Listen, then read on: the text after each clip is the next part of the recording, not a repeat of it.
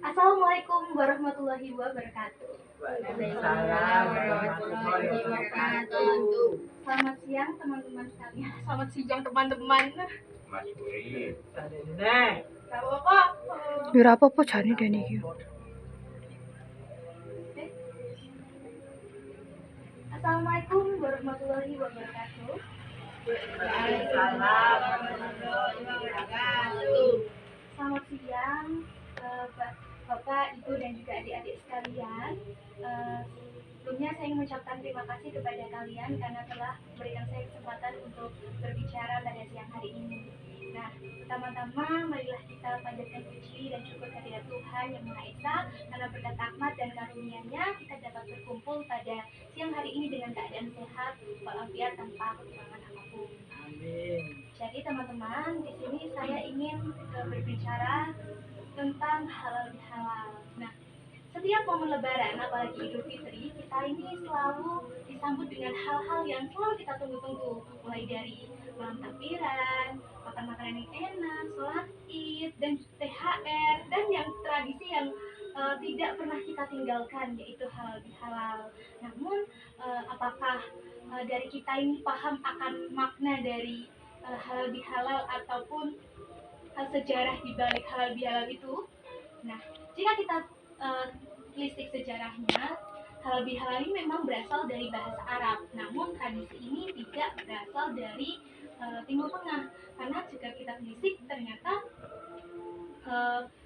tidak ada tradisi di sejarah Islam klasik manapun yang membahas tentang halal bihalal. Jadi bisa dikatakan halal bihalal ini tuh berasal dari Indonesia. Kenapa bisa dikatakan berasal dan juga lahir di Indonesia?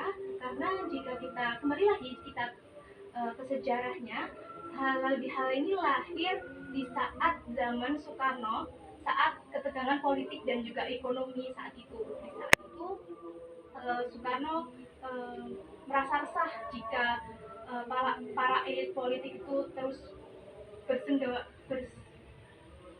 sehingga politik dan juga ekonomi itu tidak stabil. Takutnya nanti itu negara Indonesia akan jatuh ke negara lain lagi. Oleh karena itu Soekarno memikirkan cara bagaimana agar politik ini bisa akur kembali. Nah, kemudian Soekarno ini meminta saran kepada teman ulamanya. Saat itu teman ulamanya itu mencetuskan suatu gagasan yang dinamakan halal bihalal, dan oleh Soekarno di saat itu juga karena momennya pas Ramadan dan juga Idul Fitri langsung diterapkan. Dikumpulkanlah para elit politik dalam satu ruangan dan juga diterapkan halal bihalal itu untuk saling memaafkan di situ. Dampaknya saat itu politik dan juga ekonomi di zaman Soekarno itu bisa stabil. Nah, awalnya halal bihalal ini hanya diperuntukkan untuk elit politik saja, tapi semakin berjalannya waktu, masyarakat juga mulai mengenal dan juga menerapkannya di lingkungan keluarga. Pada zaman ini, halal bihalal itu sudah berkembang yang tidak hanya di lingkungan keluarga saja, tetapi bisa di sekolah, di kantor, ataupun yang selalu kita laksanakan di hari pertama, yaitu halal bihalal di lingkungan masyarakat. Itu untuk mengunjungi tetangga-tetangga kita untuk meminta maaf. Nah, teman-teman sekalian, apakah kita itu paham akan makna halal bihalal itu sendiri? Nah, halal bihalal ini kan tidak hanya sungkeman saja, tetapi bisa dikemas secara apik. Itu mulai dari tausiah dan juga tausiah, makan bersama, dan juga lain-lain. Tapi apapun bentuknya, kita itu harus paham makna dari halal bihalal itu sendiri, yaitu saling memaafkan.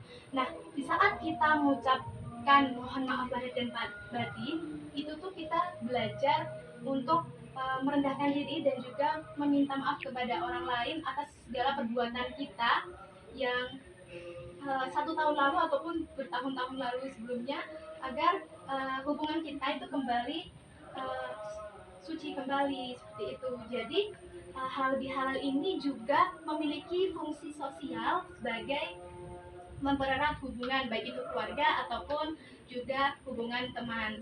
Lalu halal halal bihalal ini kan tidak hanya diterapkan di keluarga saja ya teman-teman, tetapi juga masyarakat.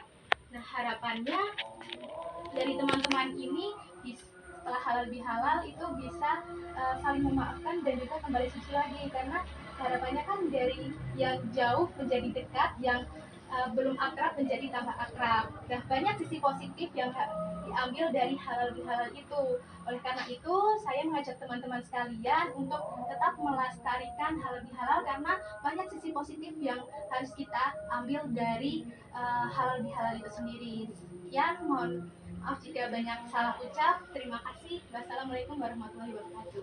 Waalaikumsalam warahmatullahi wabarakatuh.